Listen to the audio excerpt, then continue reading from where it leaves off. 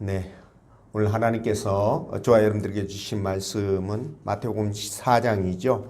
12절에서 17절까지 말씀으로 회개를 통해 두렵고 떨림으로 구원을 이루어 갑시다. 이런 제목으로 말씀 전할 때 주의 크신 은혜와 사랑이 이곳에 함께하기를 원합니다.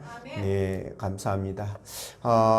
보통 겨울 그러면 영하 15도 이하로도 이렇게 좀 떨어지고 이렇게 춥고 좀 그래야 되는데 올해 추위는요, 예년과 좀 다르게 좀 따뜻한 너무 따뜻하지 않았나 그런 생각이 들었습니다. 그래서 겨울옷도 잘 팔리지 않고 내년에 또 농사 걱정도 일부 되고 이런 부분들이 좀 있었는데 그나마 지난주 또 오늘 또 그렇고 이렇게 또 영하 10도 이하로 좀 내려가서 조금 다행이다라는 생각이 듭니다. 다만 이렇게 날씨가 또 추워지면 이렇게 계속 시간이 되면 또 이렇게 길거리가 얼고 그래서 걸을 때 또 미끄럽고 넘어지면 또 다칠 수 있고요. 또 감기, 인플루엔자 이런 것들이 유행해서 좀 건강에 좀 적신호가 켜질 수 있겠다. 그러니까 여러분들이 이런 부분들을 염두에 두시고 좀 건강 관리를 잘 해주시기를 부탁을 드립니다. 자, 오늘 하나님께서는요, 우리가 읽었던 이 본문의 말씀을 통해서 다음과 같은 두 가지로 은혜를 주셨는데요. 그 첫째가 구원받았음을 자만하는 자에게는 복음이 더 필요합니다. 이런 말씀이고요. 두 번째는 회개는 천국으로 들어가는 비자와 같습니다. 이런 말씀입니다. 자, 우리가 신앙생활 할 때 교회 다니면 구원받는다. 이거는 이제 귀에 딱지가 않도록 들었죠.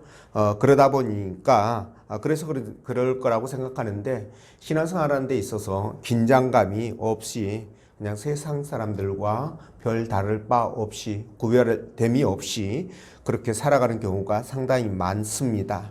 그러나 성경은 우리에게 하나님 나라 백성이면 하나님 말씀에 순종하면서 하나님 백성답게 살아가야 될 것을 말씀하시는데 우리가 너무 편하게만 살아가고 있는 것이 아닌가 싶은데요. 우리는 구원받았다고 자만하지 말고 우리가 좀 경각심을 갖고 살아가야 되는 것이 아닌가 싶습니다. 그 과정에서 잘못하면 회개를 통해서 하나님과의 관계를 회복하면 되고요. 그리고 신앙이라면 당연히 주님과 더불어 믿음으로 살아가야 되겠죠. 이런 삶을 통해서 우리가 구원받은 은혜 안에 기쁨으로 살아갈 수 있기를 바랍니다. 그런 여러분 되시길 바라고요. 자, 그러면 말씀을 따라가면서 우리가 받은 구원의 은혜를 주님 만날 때까지 어떻게 관리, 보존할 것인지 성령께서 들려주시는 하나님의 음성을 듣도록 하겠습니다. 자, 첫째로 자만한 자에게는 복음이 더 필요하다라는 말씀인데요. 자, 15절, 16절 말씀 함께 읽겠습니다. 시작. 스불론 땅과 납달리 땅과 요단강 저가 해변 길과 이방의 갈릴리여 그 땅에 앉은 백성이 큰 빛을 보았고 사망의 땅과 그늘에 앉은 자들에게 빛이 비추었도다 하였느니라. 아멘. 자, 이 말씀은요, 우리 주님이 이사야 9장 1절, 2절에 나오는 말씀을 인용해서 지금 하신 말씀인데, 하나님께서 이스라엘 백성들이 당신을 떠나서 우상을 숭배하고 또 타락이 심해지자 하나님은 당시 아스루 왕이었던 디글랏 빌레셀이라는 그 왕을 주전 732년도에 갈릴리 땅으로 들여보내서 아예 그 땅을 초토화시키고요. 백성들을 포로로 끌려가는 것을 방치하시죠. 그대로 유기를 하십니다. 자, 이런저런 여파로 당시 갈릴리 지역은 영적으로도 그렇고요. 실제 삶에서도 굉장히 극심한 빈곤을 벗어나지 못했습니다. 그러니까 최악의 상황이었죠. 그래서 그들은 죄와 사망의 그늘 속에서 살아가고 있었는데 오늘 그 땅에 메시아 되시는 주께서 오심으로 말미암아 그 비참했던 그 갈릴리 땅에 영적 광명이 비추어지게 되죠. 그래서 이사야 9장 1, 2절 말씀이 성취되게 되는데요. 자, 이 갈릴리는 이방인들과 혼혈 문제로 인해서 굉장히 그 순수성을 상실하게 됩니다. 그래서 정통적인 유대 사람들에게 이 갈릴리는요, 같은 민족으로 인정을 받지 못했지요. 자, 그래서 오늘 본문의 흑암에 앉은 백성이라는 이 표현은요, 갈릴리 그 사람들의 상태를 잘 보여주는 말씀인데, 그들은 하나님의 법도 모르고 불순종, 불신앙으로 하나님을 떠나 비참한 운명 속에 살아가고 있었던 것입니다. 자, 예수님은 광야에서 시험 받으신 후 오늘 이 본문 말씀 속에서 하신 것처럼 흑암 속에 살아가고 있던 이 갈릴리 사람들에게 빛을 비추기 위해서 갈릴리로 가시게 되었는데, 이로써 우리 주님은 700년 전에, 그러니까 당신이 이 땅에 오시기 700년 전에 이사야 선지자를 통해서 하셨던 말씀을 성취하게 됩니다. 자, 그런데 이 말씀만을 이렇게 딱 놓고 보면, 아니 우리 예수님은 이 갈릴리 땅에 있는 백성들만을 위해서 이 땅에 오셨느냐, 이런 의문을 갖게 됩니다. 전혀 그렇지 않죠. 우리 주님은 온 인류의 죄와 사망에서 그 인류를 건져내기 위해서 이 땅에 오셨습니다. 자, 다만 예수님은 이사야 9장 1절과 2절 말씀처럼 사망과 죄악과 그리고 불신의 그늘 속에 살아가고 있던 이 갈릴리 사람들에게 먼저 복음을 전하는 사역을 시작했을 뿐입니다. 자, 이렇게 예수님이 본격적으로 갈릴리에서 사역을 시작하실 때 그 첫 일성이 무엇이었냐면 바로 회개하라, 천국이 가까워졌다라는 거예요. 그래서 이 말씀을 여러분 가난한 그들에게 증거했고요. 그래서 그들을 그 억압과 압제와 흑암과 제약에서 그들을 자유케 하기 위한 목적으로 이 말씀을 선포하셨던 것입니다.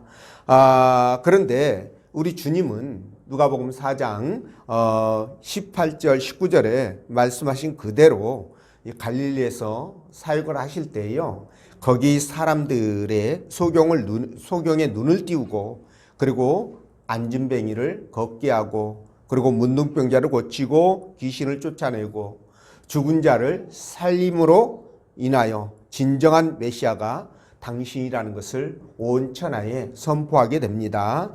자, 그렇다면 여러분, 이렇게 메시아의 사역이 가난하고 소외되고 애롭고 힘든 사람들에게 이렇게 집중되었다면, 반대로 가난하지 않는 사람들, 그죠? 소외되지 않고 힘들지 않는 사람들, 다시 말하면 부자라든가 신체가 건강한 사람들이라든가 문제가 없는 그런 사람들은 그리스도가 필요하지 않는 것이 아니냐, 이런 생각을 다시 한번 하게 됩니다. 근데 전혀 그렇지 않다는 거 여러분들에게 말씀을 드렸죠. 예수님의 구원은 모든 사람들에게 동일하게 적용되는데요. 다만 돈이 많으면요, 그 돈이 많다는 것 때문에 천국에 못 가는 것은 아닙니다. 우리 주님이 부자가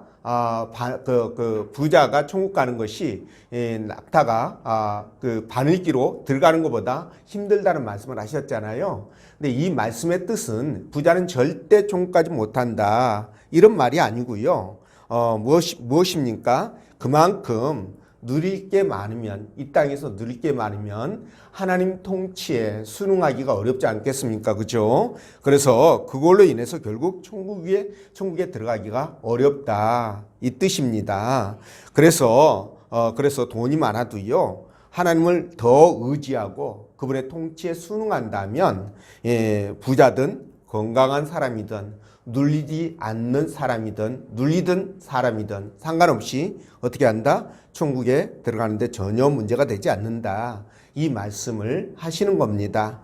자, 또 하나의 문제는 뭐냐? 자, 이겁니다. 나는 갈릴리 사람들과 다르게 하나님을 믿는 백성으로서 율법도 잘 지키고 그리고 다른 의무도 감당하면서 잘 살고 있는데, 내가 왜 갈릴리 사람들에게 전해지는 그 복음을 들어야 하느냐, 그게 왜 나에게 필요하느냐, 이렇게 생각할 수 있는 부분이라는 거죠. 자, 요즘 말로 바꾸면 이렇습니다. 내가 나름 교회 잘 다녀주고 있는데 왜 내게 복음이 필요하느냐, 이런 말과 똑같은 거예요. 자, 그런데 말이죠. 교회 다니는 사람들 중에서 상당수가 나는 이미 구원받았기 때문에 반드시 천국 간다라는 확고한 믿음을 갖고 있습니다. 자, 그래서 그런지 모르지만 신앙과 삶이 일치되지 않는 그런 경우가 굉장히 많은데, 여러분 이런 자신감이 어디에서 나오는지 모르겠습니다. 물론 이 말이, 이 생각이 틀리다는 것은 아닙니다. 칼빈의 5대 교리를 보면 그 마지막 교리에서 성도의 견인 교리가 나오는데, 그게 뭐냐? 바로 하나님께서 은혜로 그들을 구원하신 백성은 절대로 버리지 않고 끝까지 천국으로 인도해 가신다라는 그런 내용입니다. 자, 그런데 이 부분에 관한 성구도 굉장히 많거든요. 그걸 뒷받침해주는 성구가 굉장히 많습니다. 그럼에도 불구하고 우리가 이 말씀을 생각을 해보지 않을 수 없는 것은 뭐냐. 이렇게 하나님 앞에 한번 구원받은 백성은 절대로 구원을 잃어버리지 않고 천국에 간다라는 사실 때문에 여러분들에게 말씀드린 것처럼 이 땅에서 신앙생활 하면서요, 전혀 경각심이나 긴장감을 갖지 않는다는 데 문제가 있다라는 겁니다. 그러니까 이 견인교리가요, 우리에게 구원의 확신을 주고 또 하나님께서 나를 구원해 주신 것에 대해서 감사하게 생각을 하면서 그렇게 살아가게 해주는 그런 유익함이 있지만, 반면에 이 세상에서 막 살게 하는, 도덕적으로 타락을 부추기는 그런 면도 있다라는 겁니다. 자, 그런데 말이죠. 제가 여러분들에게 말씀을 드린 것은 뭐냐. 그렇다면 과연 내가 하나님 앞에 구원받았다라는 사실을 어떻게 확인할 수 있느냐는 겁니다. 이 부분이 지금 가장 큰 핵심 키워드가 될 것 같은데요. 제가 예를 들어 보겠습니다. 여러분 가룟 유다 아시지 않습니까? 그렇죠? 네. 이 가룟 유다는 예수님의 12제자로서 재정을 맡고 있었던 굉장한 중책을 맡았던 사람이죠. 뭐 그때나 지금이나 아니면 세상에서도 돈을 만지는 사람은 믿을 수 있는 사람에게 믿을 수 있는 사람을 시키잖아요. 그렇죠?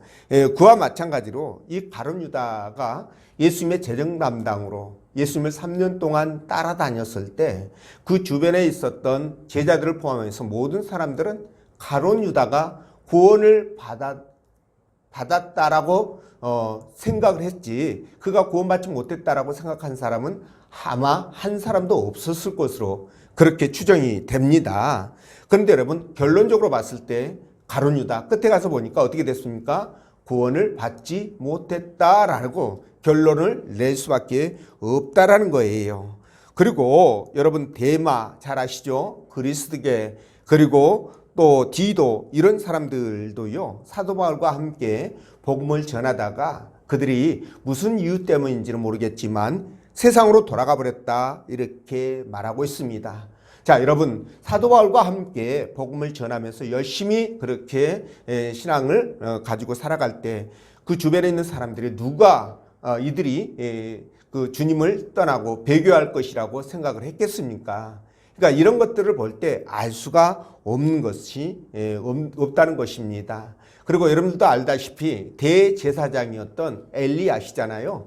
엘리의 두 아들 홈니와 비느하스, 이들이 여러분 대제사장의 아들이니까 하나님 나라 백성으로 그들의 구원의 이치는 견고할 것이다라고 생각을 누구나 했을 겁니다. 그런데 그들이 결국은 어떻게 됐습니까? 하나님 앞에 온갖 악행을 저지르다가 결국 전쟁터에서 죽임을 당하는 그런 일들을 만나게 되었는데요.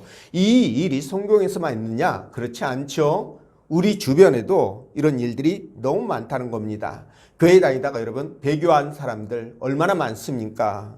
그런데 이렇게 배교하고 세상으로 돌아가다가 죽기 전에 교회에 나와서 다시 회개하고 주님을 받아들이고 신앙생활을 하는 사람도 없지 않아 있겠죠. 그러나 많은 사람들이 그렇게 하지 않고 죽을 때까지 교회와 담 쌓고 주님과 담 쌓고 살아가다가 죽은 사람들 부지기수로 많습니다. 자, 그러니까 이런 걸 볼 때 하나님께서는 구원받은 백성을 정확하게 아시니까 그를 끝까지 견인하시겠죠. 천국으로 인도하시겠죠. 그래서 성경 말씀이 틀린 거 아닙니다. 100% 견인 교리가 맞습니다.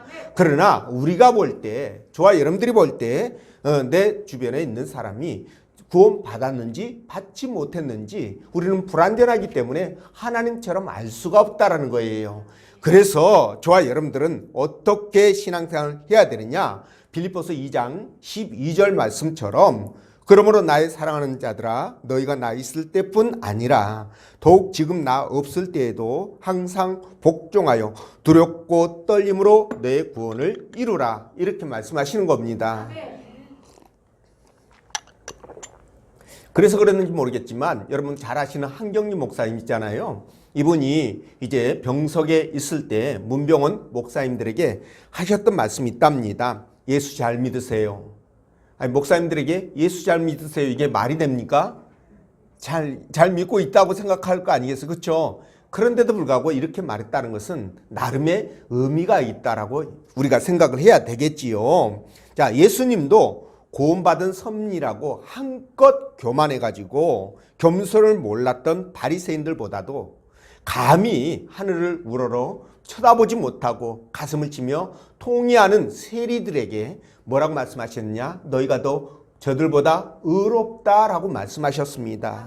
이 말씀을 우리가 기억해야 되겠죠.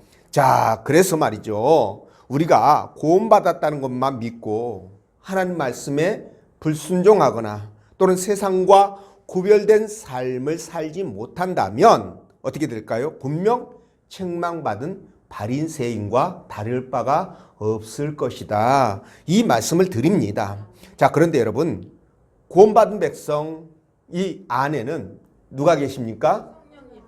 그렇죠. 성령께서 내주하십니다. 그래서 여러분 이렇게 성령께서 내주하신 사람들은요 교만하고 싶어도 교만할 수가 없어요. 방종하고 싶어도 그게 잘 안 됩니다. 왜냐하면 내 안에 있는 성령께서 그걸 막기 때문에 그런 거죠. 마음의 찔림이든 어떤 방법이든 막기 때문에 그게 잘 안 됩니다. 그래서 여러분 교회는 다니지만 주님에 대한 사랑이나 믿음도 없고요. 그리고 세상과 구별된 삶도 살지 못하고 근데 거기에다가 노력까지 안 한다면 글쎄요 여러분 어떻게 우리가 이것을 생각을 해야 될까요? 한번 점검을 해볼 필요가 있겠다 싶습니다. 또 여러분 하나님을 대적하는 요즘 PC주의자들 있죠. 그리고 그들을 동조하는 자들 또한 빌립보서 2장 12절 말씀을 묵상해 볼 필요가 있겠다라는 생각을 합니다. 자, 그래서 이런 자들에게 여전히 오늘 예수님은요 갈릴리에서 선포하셨던 복음이 필요하다라고 말씀하셔요. 네, 자 여러분 나는 자유롭다고 애치는 곳 있잖아요. 나는 그래서 뭐 믿음도 있고 자유롭고 그러니까 뭐 다른 거 신경 안 써. 이렇게 교만한 자들에게 오히려 복음이 더 필요하고 부자라고 말하면서 돈에 집착하는 사람에게는 재물에서 자유케 하는 복음이 필요한 거예요. 이해가 되시죠? 네. 그리고 나는 의인으로서 죄짓지 않고 그냥 바르고 정직하게 떳떳하게 살았다라고 그렇게 뻐기는 사람에게는 회개의 복음이 더 필요할지 모르겠습니다. 네. 그래서 계시록 3장 17절에 뭐라고 말씀하십니까? 내가 말하기를 나는 부자라 부요하여 부족한 것이 없다 하나 내 공고한 것과 가련한 것과 가난한 것과 눈먼 것과 벌거벗은 것을 알지 못하는도다. 이렇게 말씀하는 겁니다. 여러분 어떤 의미인지 아시겠죠? 그렇기 때문에 저와 여러분들은요. 나는 예수 믿고 구원받았어 라고 그렇게 여기면서 전혀 긴장감 없이 세상 사람들과 분별이 안 될 정도로 그렇게 막 산다고 한다면 여러분 어떻습니까? 두렵고 떨림으로 너의 구원을 이루라고 하신 이 말씀과 상치될 수 있음을 우리가 알아야 된다는 거죠. 그래서 여러분 우리는 언제 어디서나 겸손해야 됩니다. 그리고 신실하고 바르고 주님 뜻에 벗어나지 않도록 살려고 노력하는 그런 자세가 필요한 거예요. 그리고 그렇게 하지 못하는 형제들이 있다고 한다면 우리가 그들에게 복음을 다시 전해야 된다는 거죠. 여러분, 예수 믿었으니까 나는 복음 필요 없어? 아니죠. 아까 한경주 목사님 말씀했던 그 내용들이 있잖아요. 그걸 음미해 볼 필요가 있습니다. 그러니까 그런 분들에게 오히려 복음이 더 필요할 수 있다라고 생각하시고요. 근데 그 복음을 듣고 정말 깨닫고요, 바르게 돌았으면 내가 지금까지 이렇게 살아왔던 과정들이 정말 잘못됐구나, 내가 이렇게 해서는 안 되는구나 라는 것을 깨닫고 돌아서게 되죠. 이러면 사람 하나 살리는 겁니다. 그래서 우리가 이런 것을 생각하면서요, 우리는 때를 얻든지 못 얻든지 뭘 전해야 된다? 복음을 전해야 된다, 이 말씀을 드립니다. 그래서 여러분들이 이렇게 세상과 다른, 우리는 하나님 나라 백성이니까 세상의 그 흑암의 세력들에 잡혀있는 자들과 같을 수가 없어요. 그들과 어떻게 똑같은 비슷한 생각들을 하고 똑같이 그들과 행동하면서 살 수 있겠습니까? 그게 안 되는 거죠. 그러니까 여러분들이 이런 마음을 갖고 주변에 있는 사람들에게 복음을 전하면서 그렇게 살아가시기를 주의 이름으로 부탁을 드리고요. 그 다음에 두 번째, 회개는 천국으로 들어가는 비자와 같다, 이렇게 말씀을 드렸는데 17절 말씀 읽어봅니다. 시작. 이제부터 예수께서 비로소 전파를 이르시되 회개하라 천국이 가까이 오니라 하셨다. 아멘. 자, 예수님이 요한에게 세례를 받고요, 세례 요한에게 세례를 받고 잠시 갈릴리로 가셔서 이제 본격적으로 공생의 사역을 시작하게 되는데 그 첫 일성이 뭐라고요? 회개하라 천국이 가까이 왔느니라, 이 말씀입니다. 자, 이 말씀은요, 사실 세례 요한이 먼저 했습니다. 백성들에게, 이스라엘 백성들에게 먼저 한 말씀인데, 자, 근데 세례 요한과 똑같은 말씀을 예수님이 하셨지만 세례 요한이 했던 말과 예수님이 하셨던 그 말은 너무나 차이가 큽니다. 같을 수가 없어요. 왜 그러냐면 여러분, 이 두 분의 신분의 차이 때문에 그렇습니다. 자, 세례 요한은 사람의 아들입니다. 근데 예수님은 누구십니까? 예수님은 하나님의 아들이시고 또 그분이 하나님이십니다. 자, 하나님이시니까 여러분, 예수님은 하나님 나라의 주인이 되겠네요. 그렇죠? 하나님이시니까. 그렇죠? 주인이 당신의 나라를 지금 선포하는 거예요. 선포하는 겁니다. 그러니까 무게가 같을 수가 없다는 거예요. 그래서 이 예수님께서 천국이 당신의 나라라고 여러분 누가복음 22장 30절에서 그렇게 말씀하십니다. 천국을 일컬어 내 나라다, 이렇게 말씀하시거든요. 네, 근데 그분의 선포가 바로 하나님 나라의 주인으로서 선포이기 때문에, 그래서 천국을 사모하는 자들에게는 정말 참으로 확신을 주는 그런 선포일 수밖에 없다라는 거예요. 자, 그런데 말이죠, 여러분, 예수님이 갈릴리 사역을 시작하실 때 여러분 첫 일성으로 회개하라 천국이 가까이 왔느니라 라고 선포했다고 말씀드렸잖아요. 근데 왜 이런 선포를 하셨을까라는 의문이 듭니다. 여러분, 왜 이렇게 선포를 하셨을까요? 자, 제가 첫 번째 대지에서 말씀드렸던 것처럼 이 갈릴리 사람들은요, 흑암 속에서 절망과 그리고 좌절 속에 구원을 포기하고 살아갔던 사람들입니다. 자, 그런데 주님은 그들도 천국으로 갈 수 있다라는 것을 공식적으로 지금 확인해 주는 거잖아요. 그렇죠? 네, 공식적으로 확인해 주는 겁니다. 자, 그렇다고 본다면 여러분, 자, 이겁니다. 주님이 회개를 선포하는 것은 일종의 천국으로의 초청을 하는 초청장이 될 수 있다는 거예요. 이 말에 동의하시죠? 네, 그렇습니다. 그래서 그 초청장의 회개로 부르심에, 이 부름에 응하는 사람은요, 구원이겠고, 응하지 않는 사람은 어떻게 되겠습니까? 흑암 속에서 영원히 살아가게 되겠죠. 자, 이 부분인데, 자, 여기에서 그렇다고 한다면 우리가 깨닫는 게 하나 있어요. 천국으로의 가는 데 있어서 그 중요한 요건이, 구비해야 될 조건이 회개구나 라는 것을 알 수 있는 것입니다. 자, 여러분, 지금도 말이죠, 우리가 애국에 가려면 뭐가 필요합니까? 비자가 필요하죠. 예, 비자가 필요합니다. 비자라는 것은 우리나라에, 내 나라에 당신이 들어와도 됩니다라고 허락을 해주는 거예요. 예, 그래서 세계 각국에, 예, 그 각국으로 갈 때마다 이 비자를 받아야 되는데, 근데 우리나라 이상이 높아져서 그런지 191개 나라에서 비자 없이 대한민국 국민들을 우리가 받아주겠습니다 라고 그렇게 해놓은 상태입니다. 그래서 우리는 비자 없이 191개국을 들어갑니다. 그런데 이 지구상에서 비자 얻기가 가장 까다로운 나라가 어디로 알려져 있냐면 미국으로 알려져 있습니다. 예, 아마 미국일 텐데, 근데 우리는 이 미국도 무비자로 들어가요. 예, 굉장히 우리나라 이상이 높아졌구나 실감하죠. 자, 근데 전에는요, 이 미국에 한번 들어가려면 신원이 확실해야 됩니다. 그리고 재정 상태도 양호해야 됩니다. 예, 그래서 이렇게 양호하다 할지라도 조금만 문제가 있으면 바로 비자가 거부되거든요. 예, 그러니까 그때 당시는 미국 간다라고 한다면, 미국 갔다 또는 갔다 왔다라고 한다면 어떻게 될까요? 아, 그 사람은 사회적인 지위가 어느 정도 돼 있고, 그리고 돈도 어느 정도 있는 사람이구나, 이런 그 인식을 이렇게 했었습니다.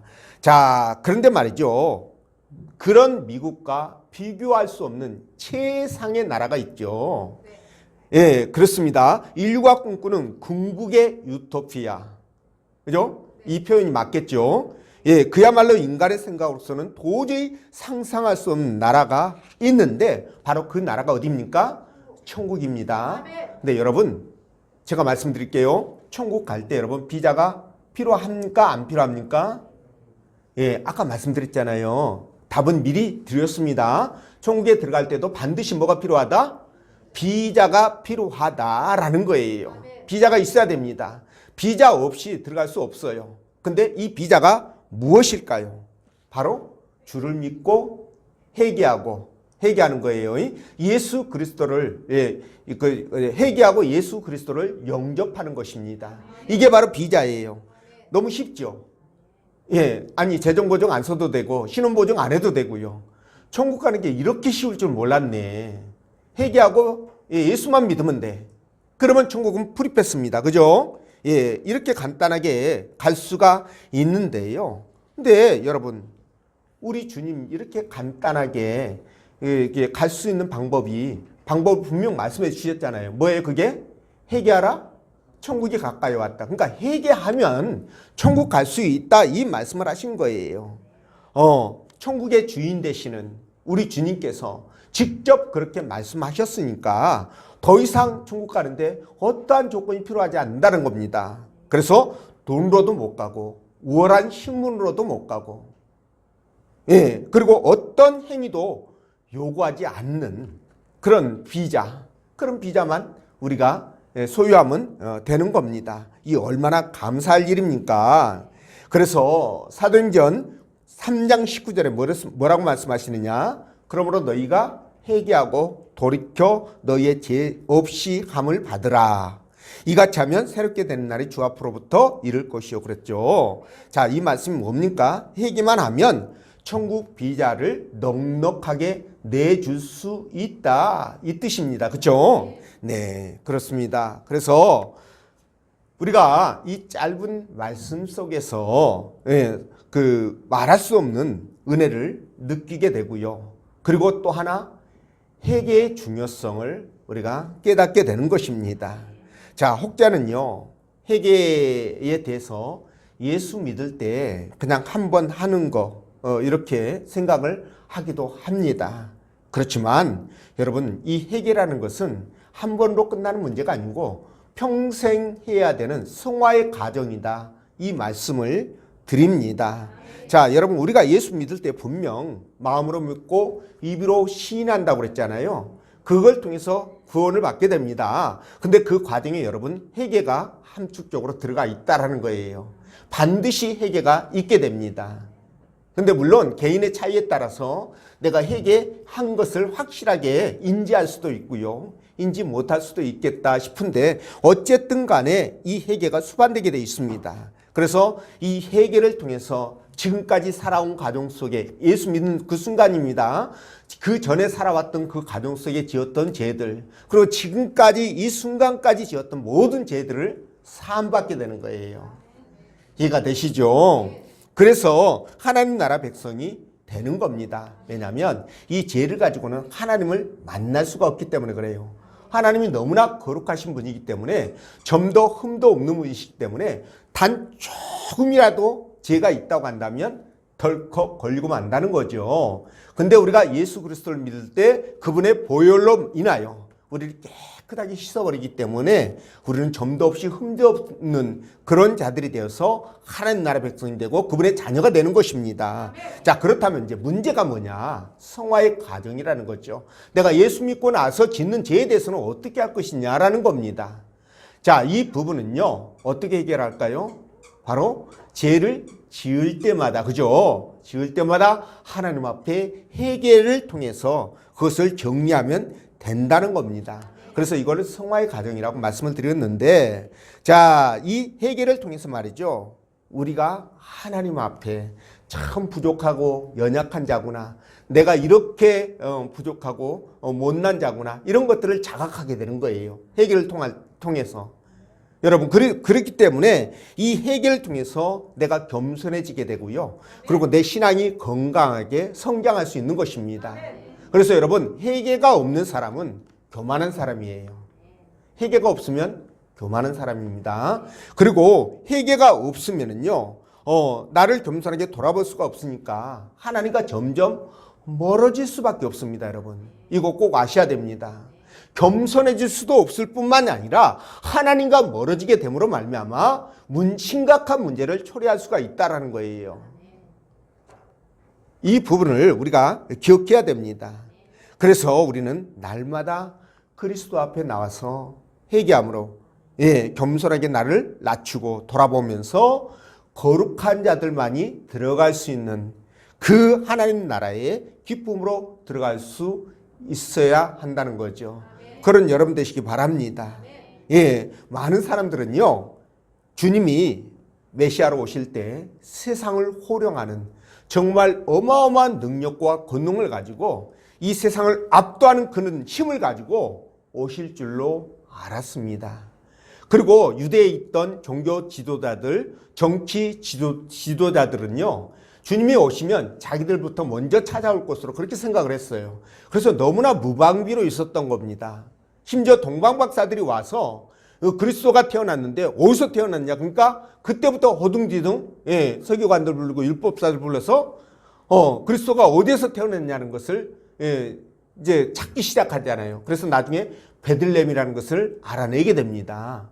자, 그 정도로 그들은 방심했고 무방비로 그들은 그냥 하루하루 그 일락에 취해서 주님과 상관없이 살아갔던 것이죠. 자, 그런데 말이죠. 우리 주님은 그런 정치 지도자, 종교 지도자를 찾아간 것이 아니라 어디로 갔습니까? 바로 가장 낮고 천한 곳, 흑암의 어둠 속에서 그냥 고통과 신음으로 그렇게 살아가고 있던 그 약한 자들, 갈릴리를 찾아갔던 것입니다. 자, 이걸 보면 우리 주님이 어떤 분이신지를 깨닫게 되잖아요. 그렇죠?